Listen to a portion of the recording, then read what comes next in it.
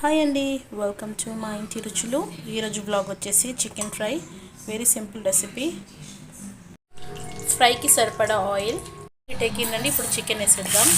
Okay అండి, మనం chicken ఫ్రైకి సరిపడా ఆయిల్ వేసాం కదా, అందులో నేను చికెన్ వేసేసాను. ఇప్పుడు ఇది చికెన్ కొద్దిగా కలరిష్ అయ్యేంత వరకు ఇలాగే ఫ్రై చేసుకుంటుండాలి. చికెన్ మీట్లో నుంచి వచ్చిన వాటర్ ఉంటుంది కదా, అది కూడా మొత్తం సోక్ అయ్యేంత వరకు, డ్రై అయ్యేంత వరకు ఇలాగే ఫ్రై చేసుకోవాలి. మాడనివ్వకుండా కంటిన్యూస్గా మిక్స్ చేస్తూ ఉండాలి.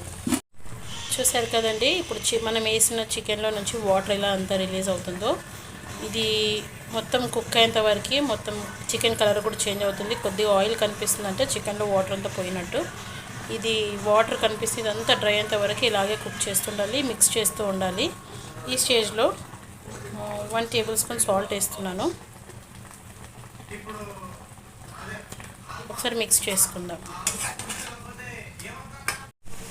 చూసారు కదా, ఇప్పుడు చికెన్ నుంచి వచ్చిన వాటర్ అంతా డ్రై అయిపోయింది, ఇదంతా ఆయిల్ అండి. ఈ స్టేజ్లో ఇప్పుడు మనం చాప్ చేసి పెట్టుకున్న 2 big size onions per kg chicken,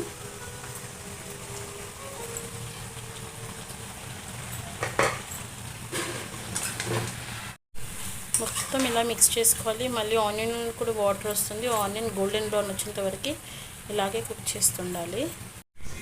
పసుపు, 1/2 టేబుల్ స్పూన్ పసుపు, 1 table spoon red chilli powder, 1.5 table spoon chilli powder, అల్లం వెల్లుల్లి పేస్ట్ 1.5 టేబుల్ స్పూన్,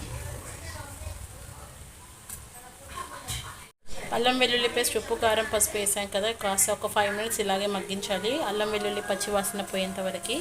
ఇందులోనే 3 పచ్చిమిరపకాయలు ఇలా చీరి వేస్తున్నాను.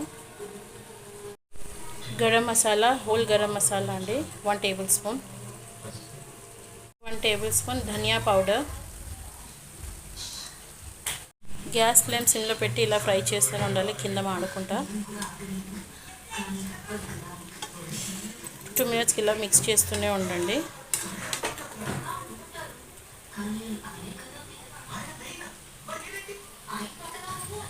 ఓకే అండి, చూసారుగా ఫైనల్గా చికెన్ ఫ్రై ఎంత బాగా వచ్చిందో. ఫైనల్గా కొత్తిమీర వేసుకుందాము. కొత్తిమీర వేసాక ఇంకొక 5 మినిట్స్ ఇలాగే ఫ్రై చేసుకోవాలి.